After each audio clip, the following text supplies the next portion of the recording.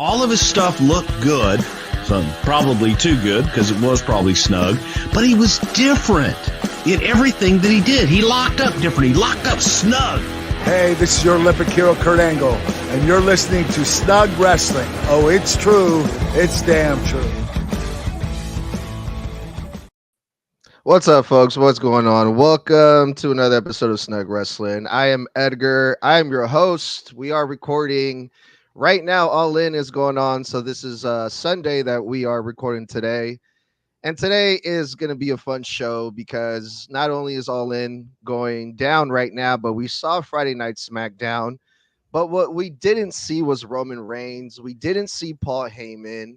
And I'm wondering, where the hell is the wise man? And when are we going to see the wise man? So we are going to be talking about some bloodline stuff from Friday Night Smackdown, some Roman stuff, and then some other cool topics that we got lined up for today. And to help me out today, I got two very special guests from the Chutes and Ladders. What's going on, you guys? How are y'all doing? Hi, friends. Hey, how's it going? Thanks for having us on. Absolutely.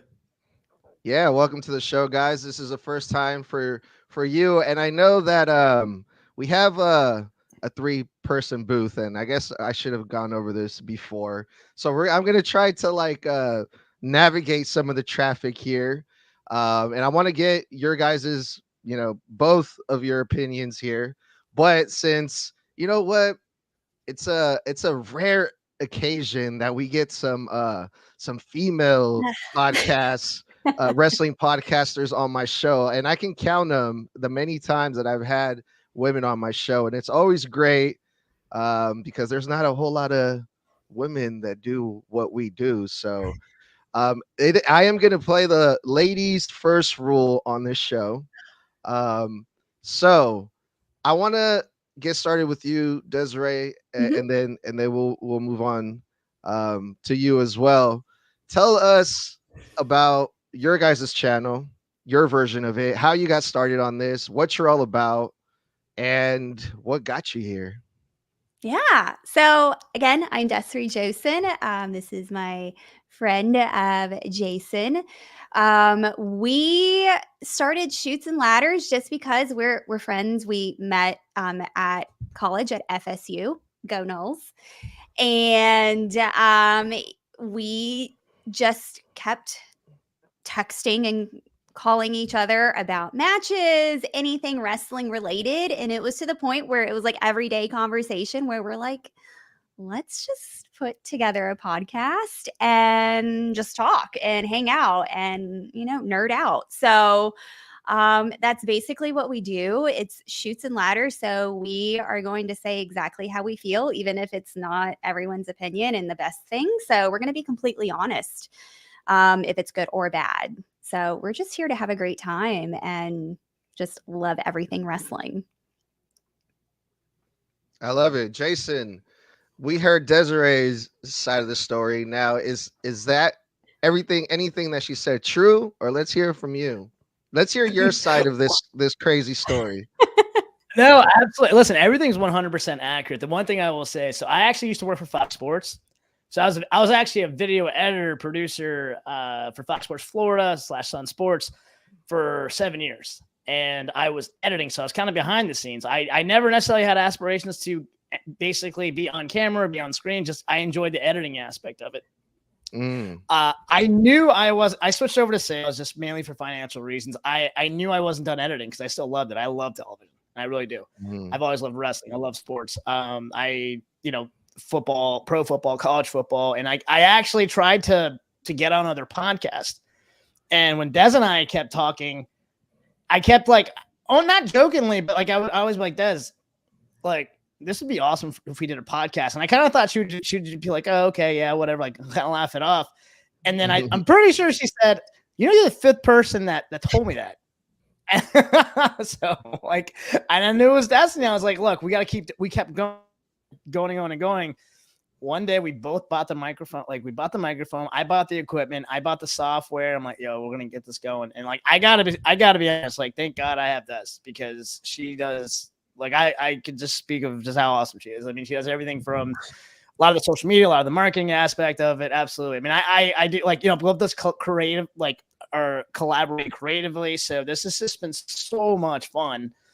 We both have full-time jobs, so it's not like, we can dedicate every single waking moment to this, although we'd like to, but we have to juggle our full-time jobs and this, but I mean, it's been such a blessing. And, and I got to be honest with you, like, now coming on your show, and we were actually we were blessed with the opportunity to go on a local news station, and, just now have people reach out to us. We had some pretty prominent wrestlers like view our story. Everything's just been such a blessing, and it's just only been gone upward since we started. Wow, that's amazing. Yeah. Wait, so you guys were on the local news, like doing the shoots and ladders things on local news, or was it just like because you used to work on it? Oh, it was great. It was after literally our first episode, and it was when I went to the River City WrestleCon here in Jacksonville that they do every year, and it just exploded. And that's when we were getting contacted by multiple sources, and then our local news here in Jacksonville, who has their own sports podcast for wrestling, was like, hey, do you want to be on and talk about what you do and then potentially do some stuff in the future? How can we not say yes? Yeah, of course we do. No, that's awesome, man. And I hope you guys keep getting more and more opportunities like that, because that's what it's all about. That's what we're here for, just to, gain as much experience as possible with all this. So tell us a little bit more. I'm curious, like, I mean, I've been following you guys for a while, but for the people that, are not very familiar, what can we expect from your show? What kind of topics do you guys get into? Obviously it's about wrestling, but what's like the theme of your guys' show, if I can even call it that? A lot of it's not going to be your typical recap or live reaction. Those are fun and great. But we are geared more towards more of the creative content, if that makes any sense. Like our past one was guess the motivation of where did the history of these characters come from? It's nice. Just more or less those off topics where you're like, oh, that's pretty interesting, or that's pretty random. We did one last week that's going to be released soon about former football players who turned into wrestling. So it's those kind of topics. And of course, we're going to cover every PLE. We're going to do predictions and recap episodes. And if there's any huge main event storylines that we need to hit, we're definitely going to cover those. Jason, is there anything that you want to add to that? Yeah, absolutely. So the other thing that I would say, and we've actually been giving compliments about this, but what's funny is, like, this was kind of our objective from the get-go is, so again, I worked in television for 7 years, and we did pregame shows for Marlins, Heat, Magic, I mean, all 4 teams. Pregame shows can be fun. They can be informative, but I got to be honest, and I listen to the radio too. They're basically 3 minutes of content that extends for a half-hour show. So we kind of basically both made a decision. Look, we're not gonna go off tangent. We're not gonna extend anything. We're gonna get right to it. So some of our previews, for example, we recorded a preview today that was less than 10 minutes. So we get right to it, and we kind of just go at it. So we don't just drag and drag and drag. And listen, this is not a knock on any other podcast or any other shows or pregame shows, whether it's television or not. But a lot of shows have a tendency to kind of just drag out, and that's not what we do at all. We kind of just go at it. We go hard. I mean, everything this is the definition of quality, quality over quantity. And again, right. I understand that certain people are contractually obligated to provide half-hour segments or what have you, but that's not us at all. We zip. We zip through a lot of stuff. And no, that's true. That's a good idea, man. Keep it short and sweet. Yeah. I mean, who really has time to sit there and listen to like a 3-4 hour podcast, I've noticed that too. Some of the shorter ones that I did are the ones that get the most views, because it's it's straight to the point. You get in, you get out, and boom, you're done. Yeah. So that's great. Well, cool, man. I'm glad that I got the both of you guys on my show, and hopefully, we can make this a recurring thing somehow. Of course. Um, but let's get started here. Now that Jason mentioned, let's get straight to the point. Did you guys watch Friday Night Smackdown this past, what was it, 2 days ago? I did. Yep. Okay, So yeah. wonderful. So we saw Roman Reigns last week, and he just returned after losing at WrestleMania to Cody Rhodes, and he basically came back, and Triple H said, "All right, Roman, you're coming back, but you're gonna get your ass beat by the new Bloodline 2.0, and then you're gonna go away again." Because we were expecting to see Roman Reigns on Friday. Well, I was. That didn't happen. He's probably still at home licking his wounds. But also no Paul Heyman. And a lot of people were wondering or were expecting to see Paul Heyman with Roman Reigns when he came back at SummerSlam. And that wasn't the case either. So the big question is, where is Paul Heyman? And when do you guys think we will expect to see Paul Heyman back again? If ever again, who knows? Because you never know when it comes to wrestling. So Desiree, help me understand this. I'm gonna go with you first because it is Okay. ladies first. Thank you so much. What the hell is going on with the wise man? I don't expect to see him anytime soon. And to be honest, I wasn't even expecting to see Roman this soon. Mm-hmm. I wasn't expecting him to be anywhere near any of this with the new bloodline until the end of the year, if not around Rumble. So that was a shock for me. But Paul, I'm not expecting him to come back for a while until it's really necessary and for it to make sense I feel like when we're in the thick of this buildup of new bloodline and old bloodline, that's when he's going to appear, potentially even with The Rock. I'm going to throw that out there. Yeah. And I'm not expecting that really until Rumble, just for that road to Mania. So that's where my head has always been at. I just don't see the point of him coming back yet. Mm-hmm. If that makes any sense. I don't know. It does, and I'll tell you why as soon as we hear from Jason's opinion about this. I'm actually going to agree with this. The other thing too, we're starting to see this more and more. Someone becomes champion for X amount of time. They have their reign, and they kind of can leverage not to show up as much.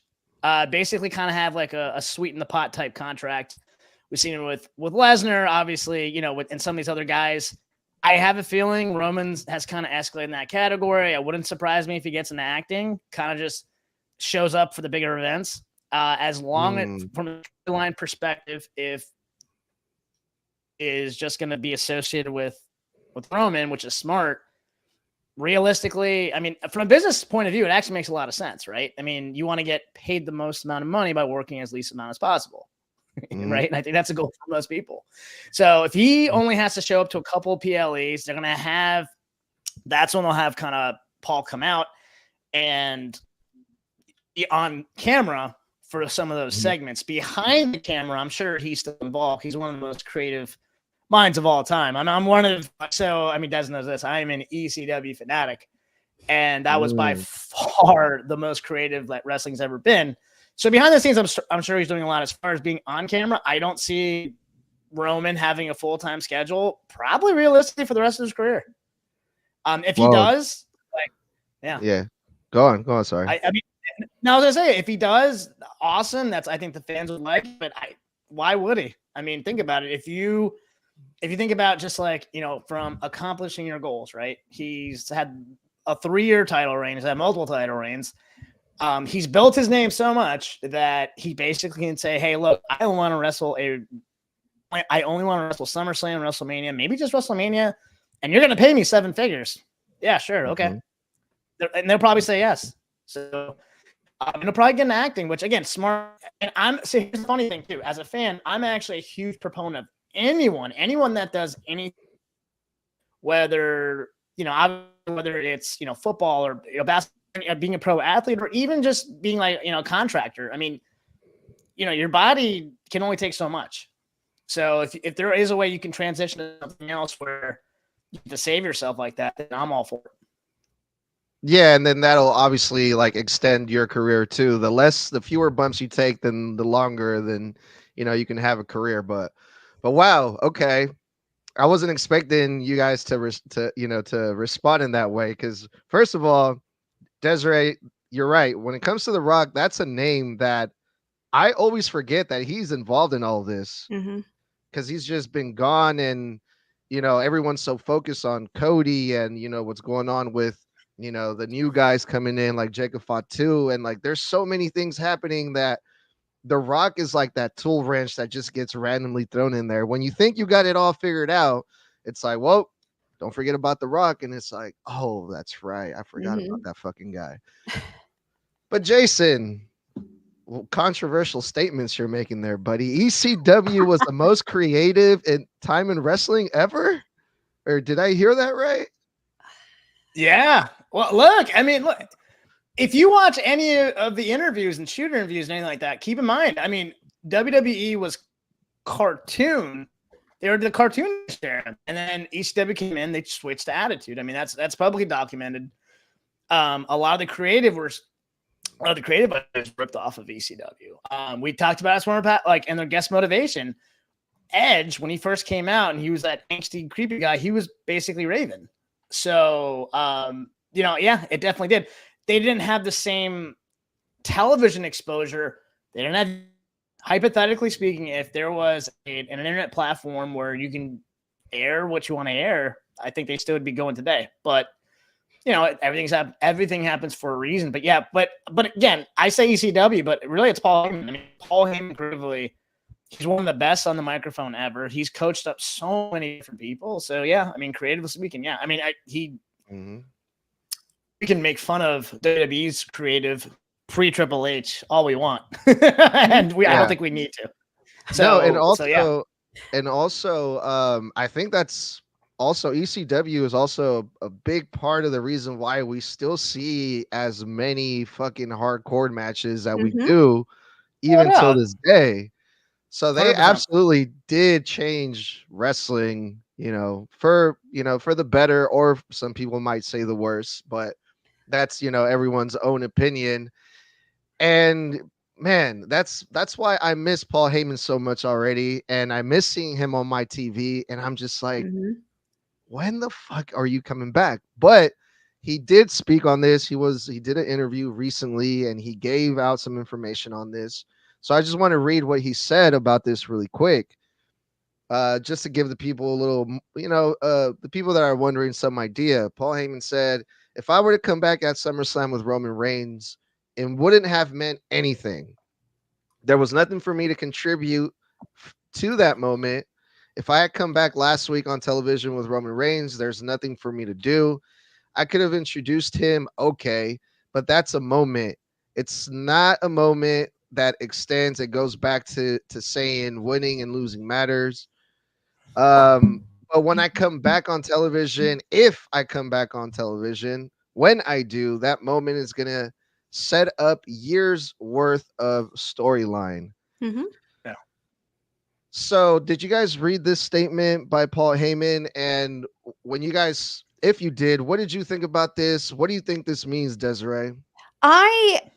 This is one thing I appreciate about Paul is he just cares about the quality and the future of the business. He's not all about being seen as many times as possible and just being a body. He really cares about it's just like I said, it's the quality. And he is right. What is the point of him coming out and just standing there and then coming back in a couple of weeks doing the same thing?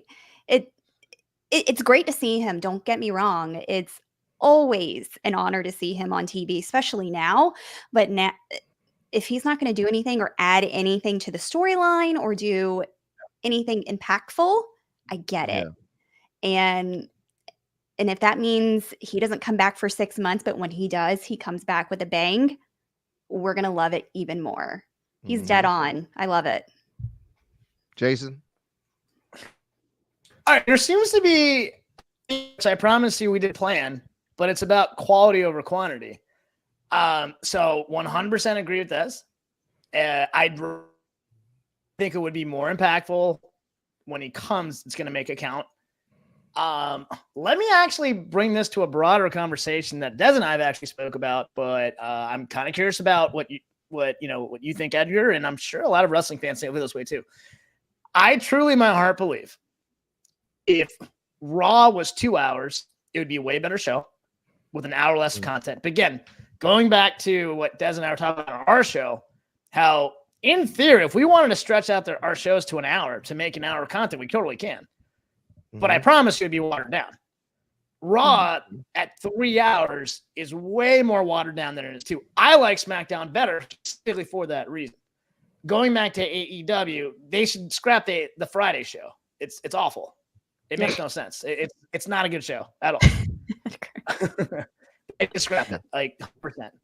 And I'm gonna double down, and hey, what you said, we're allowed to say what we want. Yeah. I'm here for it. Yeah, let's do it. WWE should only have 6 PLEs a year. Not 12 is too many. They force these events. Sometimes they're 3 weeks apart, so you cannot set up any type of story or angle. I guarantee if you only had 6 PLEs, and off the top of my head, I'm going to go Royal Rumble, WrestleMania. I love King of the Ring with King of the Ring, whoever wins gets the title at SummerSlam. So SummerSlam's 4. Mine to makes 5, and I'm a traditionalist. Go Survivor Series. So that's 6. Yeah, 6. So once every month, let NXT have their 6 PL a month, and you call it. So going back to quality over quantity, it's funny because as a kid, Raw was only 1 hour, and Nitro was 2 hours. And anytime you threw something out there, like it was awesome. Now, here's the thing. I'm not ignorant. Again, I used to work in television. They've signed contracts. They're contractually obligated to provide X amount of hours of content. But again, going back to what we were saying before, I promise you, if you were to prioritize quality over quantity, it would just have so much more of an impact. And that includes appearances. That includes storylines. Yes. Okay. Sorry. I was I guess I forgot to plug in my computer. It was dying on me. But hey, I absolutely agree. I mean, I can't argue with that, man. And especially like for the stuff that we do, like when I'm telling you that I'm not just watching the shows, but I'm doing this, I'm recording, I'm editing. It's like basically like a full-time job. Like sometimes like I feel bad for like the wife and kids because they're like, hey, let's watch a movie together. Let's go do this. Like right now they're at the park and I'm here and I'm just like, this is what I do. I'm sorry, So that would make my life a whole lot easier, Jason. But unfortunately, business is business and there's a reason money talks. They do all that shit, Which I get it, but at the same time, I'm like, Jesus Christ, it's like 7 hours a week of nothing but wrestling. Like, it's ridiculous. It's a lot. And going back to what you said, and like, there's been other people that have said this. You have a wife, you have the kids. I mean, I know we have Des, but there are many women that are into wrestling. So try to convince them to watch wrestling with you, and that's not going to happen. And it's not fair for the other person to try to force them into watching that much wrestling with you if they're not into it, or vice versa. This could be anything, but like you just can't. So now, granted, we are in the DVR era and all that kind of stuff. But I'll actually bring up something else. Though I have Hulu. Thank God I have Hulu. When they redo the Raws the next day, it's only 90 minutes. And I prefer to watch that version. No doubt. So I, and again, like we're in the era of just, again, I do think that quality over quantity just speaks. I mean, we can continue to just, beat over the same thing, but I promise you the product should be so much better. Yeah. And again, going back to like the whole Paul Heyman thing, yes, he is like a big he understands like what it means for him to be there, and when he's not there, and he wants it to be meaningful. He's all about the quality part. Um and it just made me think, like, what, like, what would he have done? Like, would he run out with Roman Reigns? Like, imagine big Paul Heyman like running down the Yeah. ramp with Roman Reigns at SummerSlam to make the save. No, he's not going to do that. Is he's just going to stand on the stage while Roman Reigns does a run in and do nothing? No, he's not going to do that. But it just Yeah. looks so weird seeing Roman Reigns without Paul Heyman. Yeah.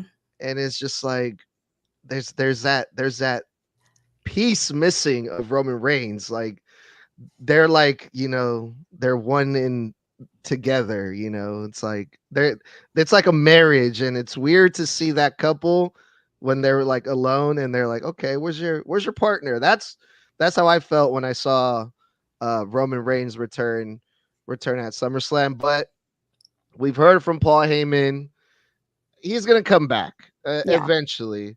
So when that does happen, I'm gonna be ready for it. We're all gonna be ready for it, but hopefully it's sooner than later. Um, Yeah. the other thing too, Roman. I'm sorry, we're gonna switch gears here a little bit. John Cena, he's having his farewell tour, correct? Hmm. But John Cena, he's one of our many heroes that are getting old. All of our favorite wrestlers are getting old, It's and that depressing. means I'm getting old. And all these guys that I'm watching growing up, they're on their way out, and it's kind of sad. Yeah. And this conversation got brought up recently. Again, with all these people like retiring and stuff like that. Randy Orton was another one that was asked about his retirement, which is coming up. I mean, Randy Orton, he's old as shit. I mean, he's 44, but he wants to wrestle until he's 50. He has 6 years left. But as we all know, time flies like crazy, super quick. So fast forward, let's try to do some fantasy booking here.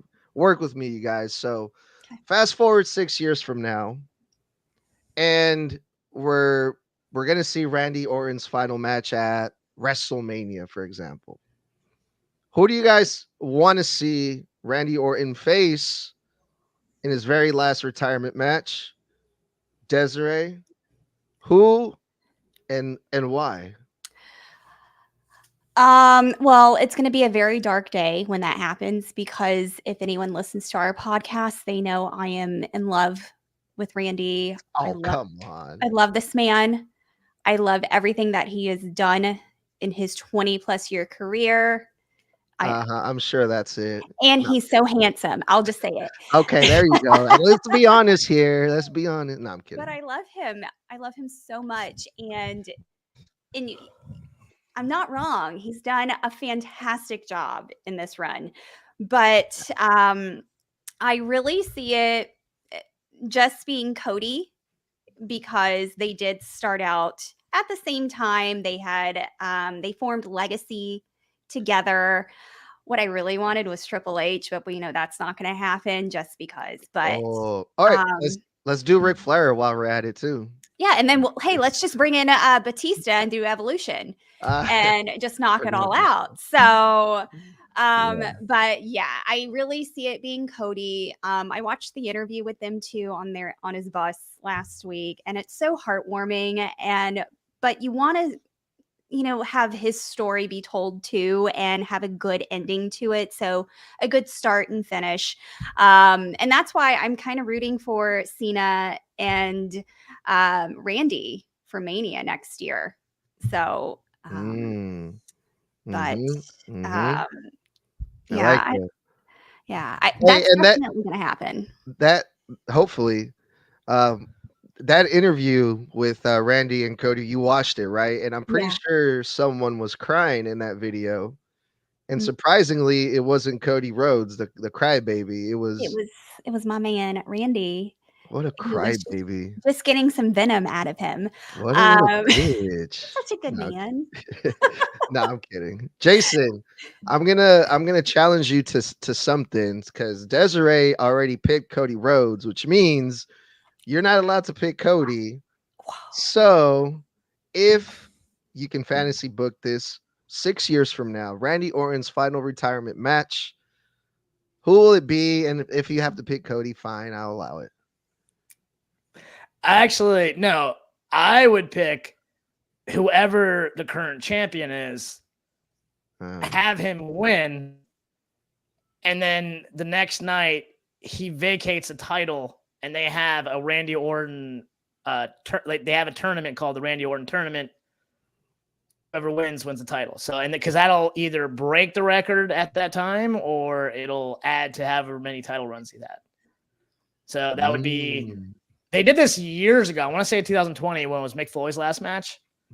Or yeah, it was a 4-way at WrestleMania, and I think Triple H ended up winning. But like they even said, hey, if Mick Foley were to win, the next night he would retire the title and have it. And they basically have a tournament. So I think they should do that with Randy. Interesting. Okay. Damn, I have the worst memory. I don't remember that.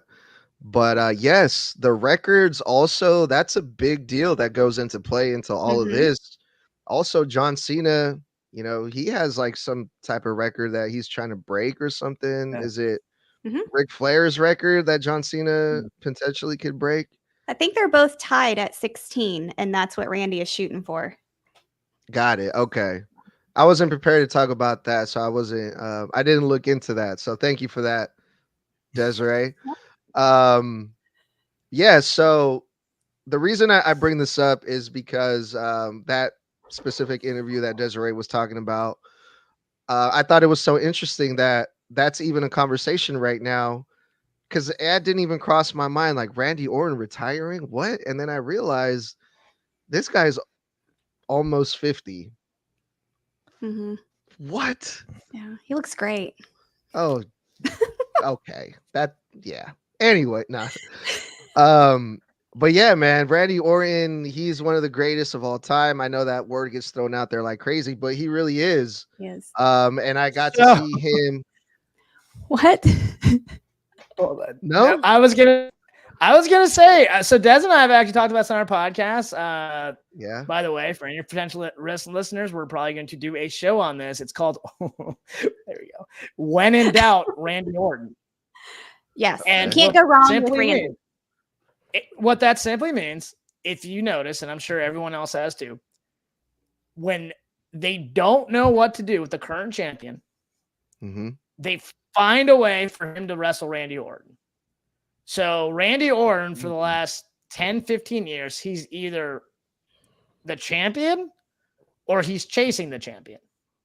So, and I think from a creative standpoint, we're at the point of when in doubt, Randy Orton. You can start an angle with him. I remember with Drew McIntyre, when Drew was a champion, he fought him twice. He beat him twice. They had him do it one more time. And I remember telling other people, I was like, I guarantee you Randy's going to win, because then they're going to have a fourth match as a rematch. And that's exactly what happened.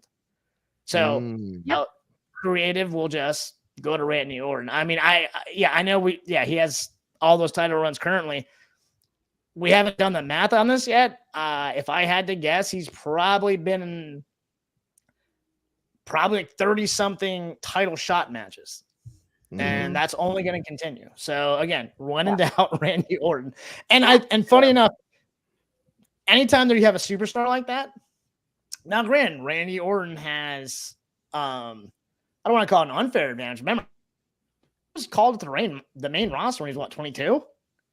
Yeah. So he was basically champion then. So he won his first championship at 21, didn't he? Or was it 22? Okay, yeah. So 21, 22, he's still the youngest champion. Yeah, so he debuted in the main roster at 20. Yeah. So think about that. I mean, and you're not going to have many guys that manage, but when you do, and you're able to sustain that, then realistically, it's you're gonna have no choice but to either put him in the main event or give him the title and have someone chase him.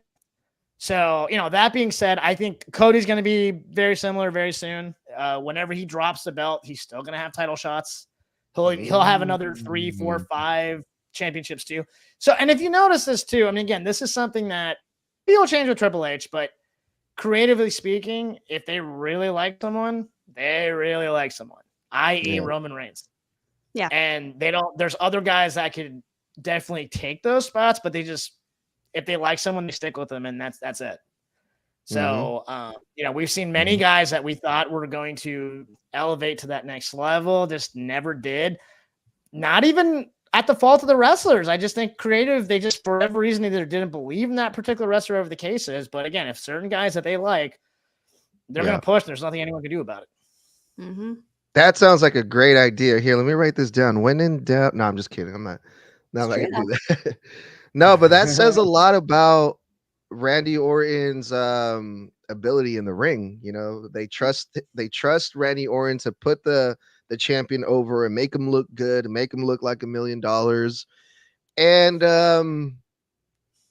that's one of the big reasons why I think he's one of the greatest. I mean, is he one of the greatest as far as like promos or like I was not really a big Randy Orton fan when he first started. I thought he was kind of a bore, to be honest. I don't think anybody was a fan of him when he first came. No? Okay, good. I was kind of like walking on eggshells there. No. I didn't want to upset you, Desiree, but man, he was just like, let's be realistic. Like, his first 10 years were a little rough, and I know he had not the greatest reputation, and he was a bit of an asshole. And he grew up, and he was in his early 20s, mid 20s. You're still growing up, and you have that attitude, and he's grown now and realizes what he has, and that's some pretty good longevity as a character. Yeah, and now he's a completely different person. The people love him. I'm even like a fan myself now. Every time I see him pop up on SmackDown. Oh, he's on Raw now. He's been popping up on Raw, so that's always good. And that just goes to show you that they're gonna find a way for him to get the title shot. They switched his brand just so he can get the title shot. Which, again, I'm not being a hater on it, but that's just how it is. And just to rewind that, this kind of just popped up in my head. But when Edge was forced to retire, if you remember that, right? No one saw that coming. He beat Del Rio and Mania. He vacated his championship, and it was Christian versus Del Rio. Christian finally became champion. That SmackDown, he dropped it to Randy Orton. So creative gave it to Christian, and then 2 days later, because at the time it was taped, they gave it to Randy Orton because they're like, either they freaked out or they panicked or whatever the case is, but like, yeah, no, we can't have Christian being champion, which, again, so to that degree, I don't think it should be to that extreme. I think you should give other guys a chance. I think Christian could have had a 5, 6, 7 month run, but creative panicked and they said, no, we got to give it to Randy. So I just, with that being said, you guys, now I know this isn't like a prediction episode, but now that with this next title shot that's going to happen at the Bash at Berlin, do you think that they're going to do that, Jason? Do you think they're going to be like, oh shit, let's put the belt on Randy. Let's Randy, you're going to go over Gunther at the Bash in Berlin. We just had an episode about this. We just filmed it today. Oh shit. Okay. Well, let's get a preview then. All right, Des, you go first. Well, we already know where I was at. I automatically think they're going to give it. I hate the word giving because he has earned it, and he's going there. It's going to be a damn good match with Gunther and Randy. I feel like it's going to be Randy just to give that title some credibility and some power behind it, because doesn't, I mean, Gunther's great, but Randy is better. Jason, help me out here, man. Help me out here, please. So no, I personally think they like Gunther enough to give him that run, especially he's a heel. And again, from a money making perspective, there is more money in chasing the heel as opposed to like just giving it to the face. But listen, that nonsense when they panicked and gave it to Randy over Christian, they could easily do it again, and I wouldn't be overly surprised. I just think that wouldn't be fair.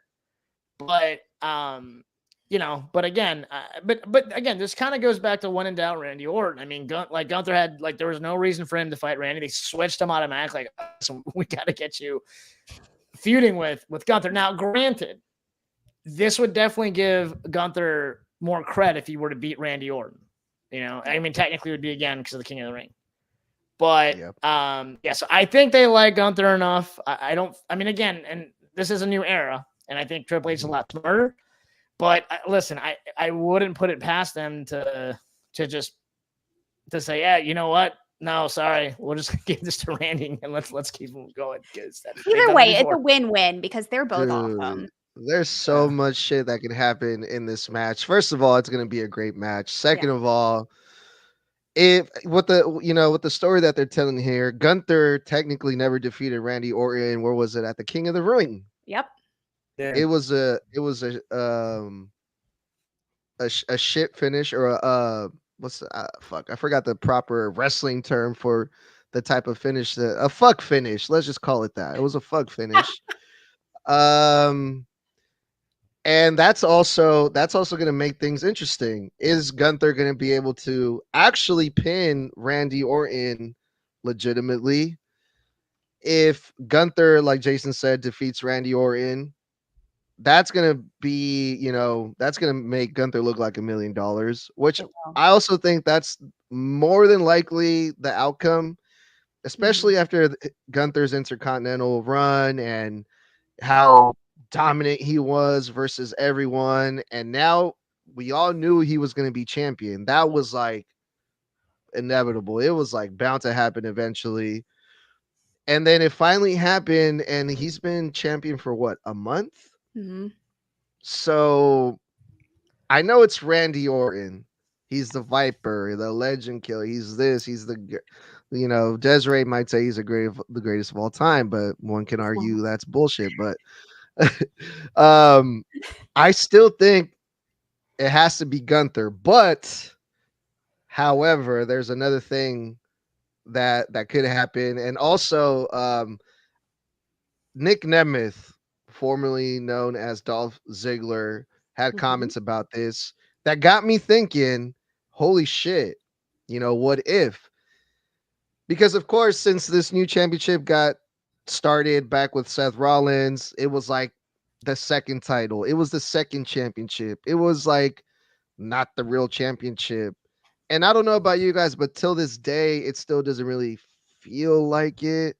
It kind of still feels like the kind of like something like, I think they named it like the Intercontinental Championship Plus, which is kind of like I don't know, it's not the real championship. Yeah. But Nick Nemeth, he said that it's not the worst possible thing to have Randy Orton beat Gunther for the championship, because if Randy Orton holds it up, it counts as an actual world title. It'll make it feel like a real championship. And it wouldn't feel like a consolation prize anymore. And I was like, okay. In that case, let's go, Randy. Let's get a win for Randy. Let's get a new champion. Sorry, Gunther. You're a great champion. You're awesome. You're the best. But I want to see, if Gunther is going to be a champion, I want to see him hold the big one. I still think to this day that when Cody loses the belt, it has to be Gunther. So my question to you for this match is, do you guys think if Randy Orton wins the belt at Bash of Berlin, will he elevate it and make it feel like a real championship? I think so. Absolutely. It's just his brand. He just exudes a champion, and he's so confident, and he just carries everything so well. I think it does. And because of like, people can joke about him being the GOAT. I mean, he is great, can't discard that. But I think with his name tied to it, to what level he is right now on the roster, I think anyone would be like, well, if Randy can hold it, I want to hold it too. So, yeah. Good point. Any thoughts on this, Jason? No. and I'll tell you why. We like to shoot, right? So no, there's an A show and there's a B show, and that's not going to change. So as of right now, SmackDown's the A show, and that's where the champion is. That's where the championship is. The B show is Raw. So sadly, I think it's the opposite. I like Raw better than SmackDown.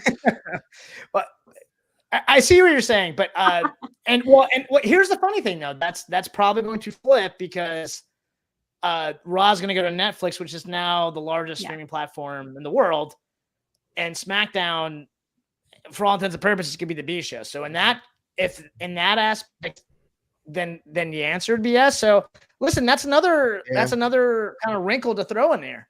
So hypothetically speaking, but here's the thing though. It kind of looks like the WCW. I mean, it's still the WCW title, right? It does look like the WCW.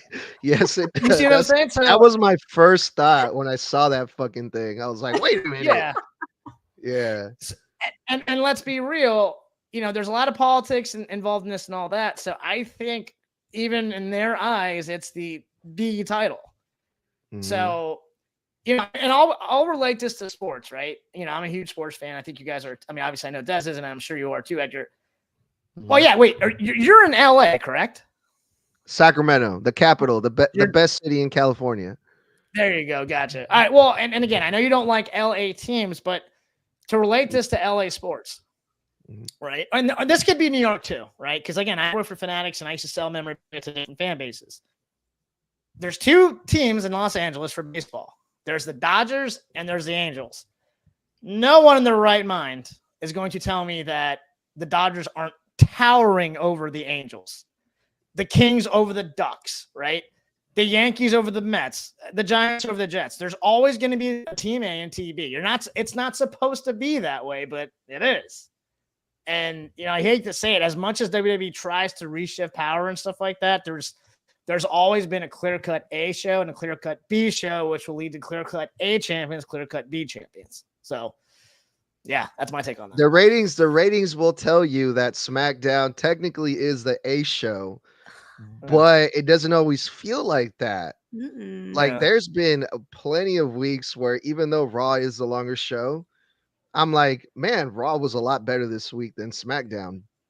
But SmackDown just gets all the viewers for some reason. Well, I mean, remember, it's on national syndicated network, and technically Raw is on a cable television network.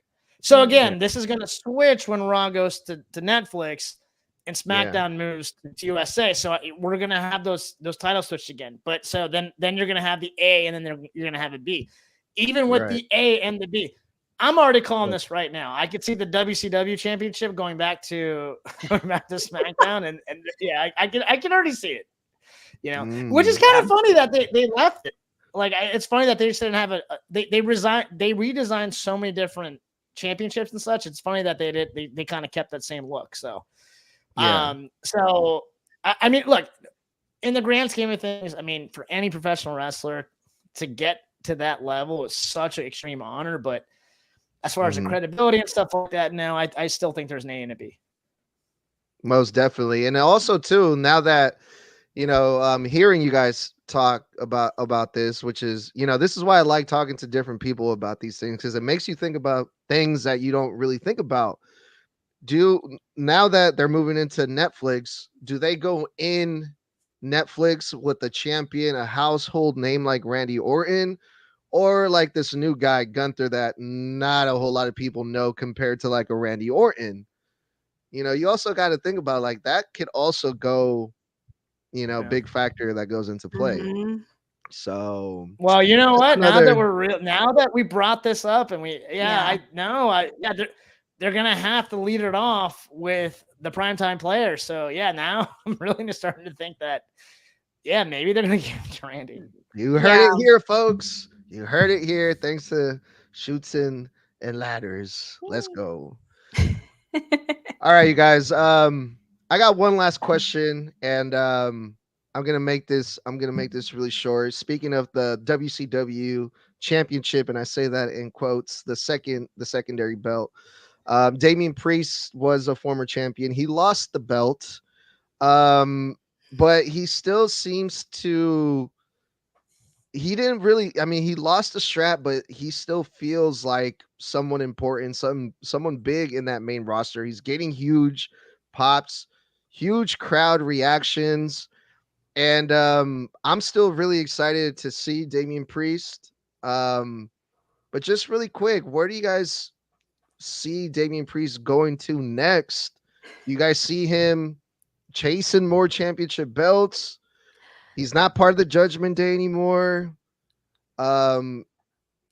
Desiree, what would you like to see from Damian Priest, if anything, or you're just like, nah, I don't really care too much about Damian?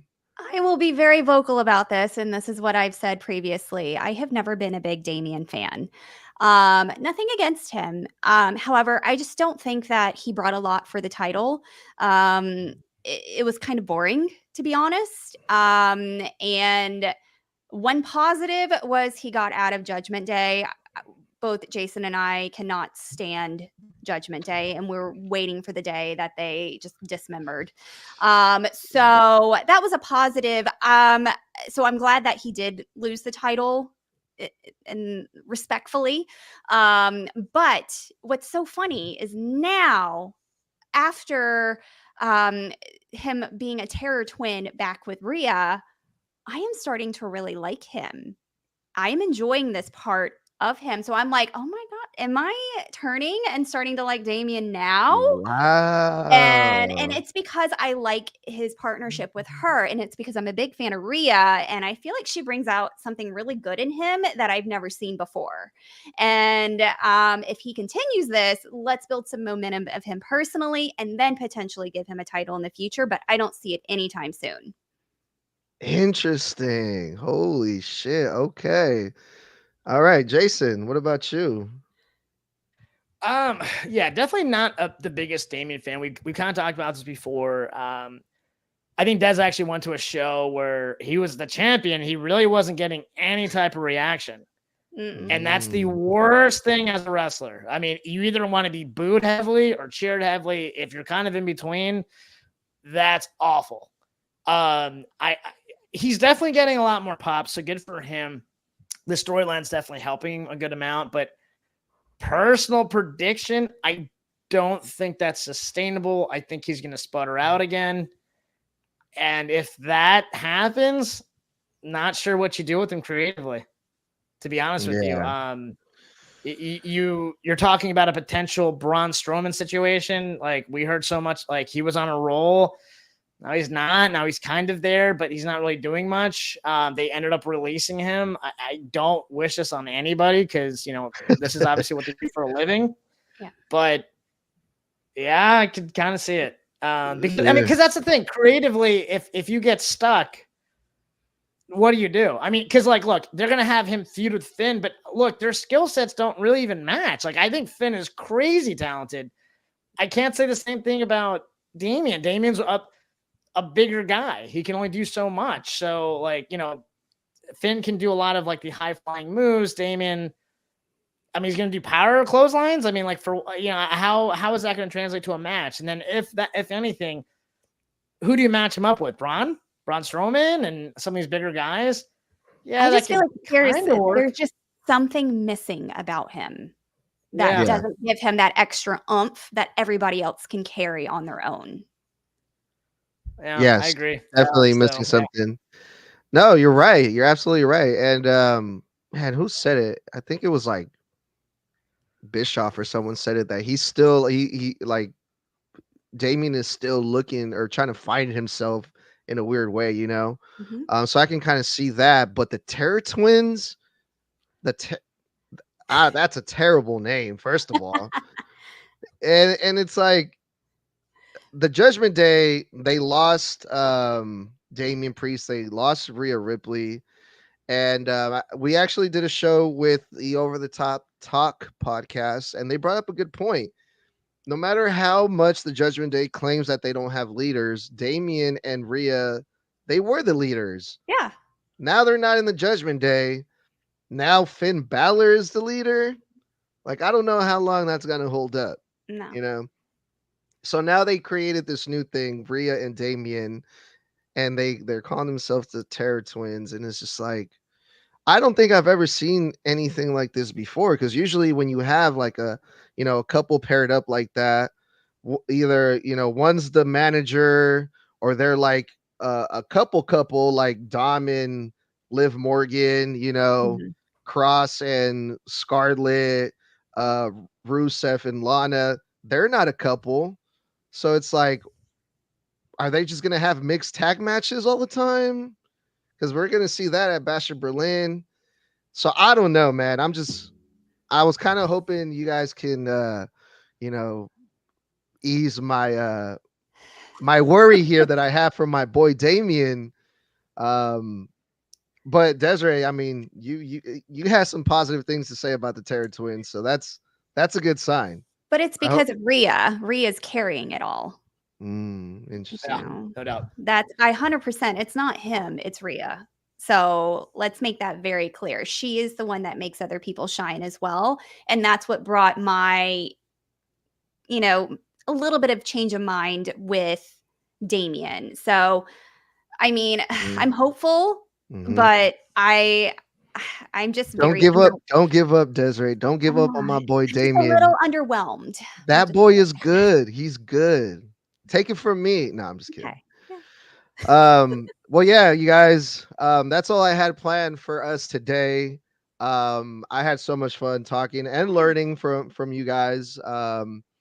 And any closing thoughts, anything else that you guys want to plug, or anything that's coming up for you guys, let the people know. Well, you can check us out on Instagram, YouTube, and Spotify at the Shoots and Ladders. We do new episodes Mondays and Wednesdays. Anything else, Jason?